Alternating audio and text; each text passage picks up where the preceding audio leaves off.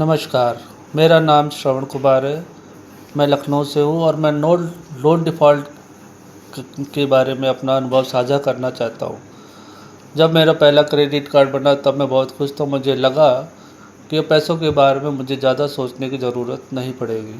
लेकिन फिर मैंने एक के बाद एक कई बैंक के क्रेडिट कार्ड बनवा लिए। पहला, दूसरा, तीसरा, चौथा और पाँचवा। जब मैं एक कार्ड से खर्च करता था तो दूसरे कार्ड से पैसा निकाल कर उसे चुका दिया करता था। ऐसा करते करते मेरे सभी बैंक के क्रेडिट कार्ड सबका बकाया बढ़ता गया और धीरे धीरे मैं क्रेडिट कार्ड के जाल में फंसता चला गया। ऐसा करते हुए मुझे कई साल हो गए और फिर ऐसा समय आया जब मुझे लगा कि अब मैं क्रेडिट कार्ड के बिल का भुगतान नहीं चुका पाऊँगा। तब मैंने डिफ़ॉल्ट करना शुरू कर दिया। डिफ़ॉल्ट करने के बाद मैं बहुत डरने लगा था। मुझे चिंता होती थी कि अगर रिकवरी एजेंट की कॉल आएगी तो मैं क्या कहूँगा, या अगर कोई रिकवरी एजेंट घर आ गया तो मैं उससे कैसे संभालूँगा। मुझे यह भी डर सताने लगा कि अगर मेरे परिवार वालों को मेरे लोन के बारे में पता चला तो क्या होगा, और मेरे ऑफिस में लोगों को पता चलेगा तो वो क्या कहेंगे। लोन डिफ़ॉल्ट होने के बाद मैं मानसिक रूप से बहुत परेशान हो गया था। ऑफिस में काम करने में मन नहीं लगता था, घर पर भी हमेशा उदास रहता था। किसी से भी बात करने या मिलने का बिल्कुल मन नहीं करता था।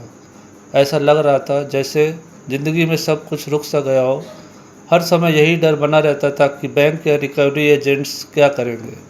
तनाव और चिंता ने इस हद तक घेर लिया था कि सामान्य ज़िंदगी जीना मुश्किल हो गया था।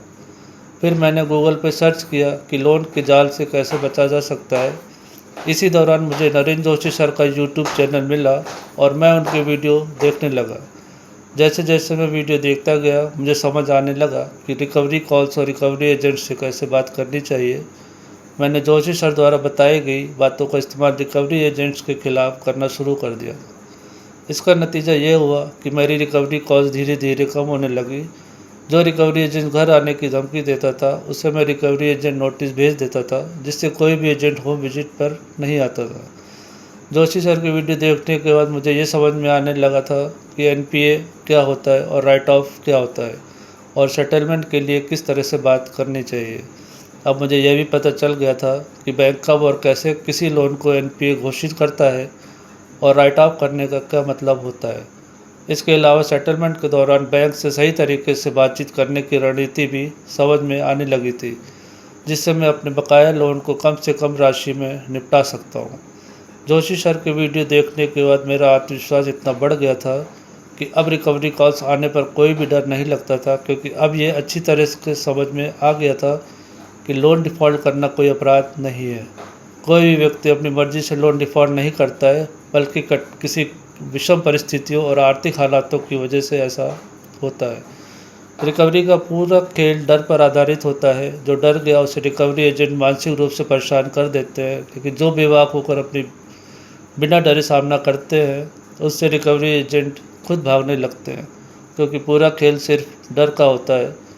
रिकवरी एजेंट्स की कॉल और होम विजिट के बाद मुझे डर था कि बैंक मेरे खिलाफ़ कोई कानूनी कार्रवाई तो नहीं कर देगा। तब मैं क्या करूँगा। एक बैंक ने तो मेरे खिलाफ़ आर्बिट्रेशन प्रोसीडिंग भी शुरू कर दी थी, लेकिन जोशी सर के वीडियो देखकर मैंने आर्बिट्रेशन की आपत्ति तैयार की और उन्हें बैंक को भेज दिया। मैंने आर्बिट्रेशन के 4 आपत्तियों के जवाब जोशी सर के वीडियो देखकर ही मेल और रजिस्टर पोर्ट के जरिए भेजे।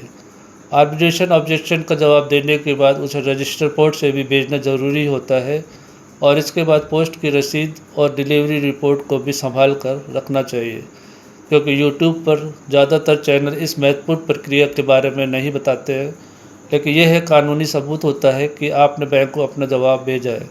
अगर भविष्य कोई कानूनी मामला बनता है तो ये डाक रसीद और डिलीवरी रिपोर्ट आपके पक्ष में काम आएगी, इसलिए इसे संभाल कर रखना बहुत ज़रूरी होता है। जोशी सर ने सेक्शन 25 एनआई एक्ट 138 और क्रिमिनल केस के बारे के जवाब से जुड़े वीडियो भी बनाए हैं, जिन्हें देखकर मेरा आत्मविश्वास और इतना बढ़ गया है। अब अगर कोई बैंक मुझे लीगल कार्रवाई की धमकी देता है तो मैं खुलकर कहता हूँ कि मैं इसके लिए तैयार हूँ, क्योंकि जोशी सर का साथ मिलने के बाद मुझे पूरा भरोसा है कि उनके मार्गदर्शन में कोई भी बैंक मेरे खिलाफ़ लीगल कार्रवाई नहीं कर सकता है, और मैं बहुत ही कम प्रतिशत में अपना लोन का सेटलमेंट करा सकता हूँ।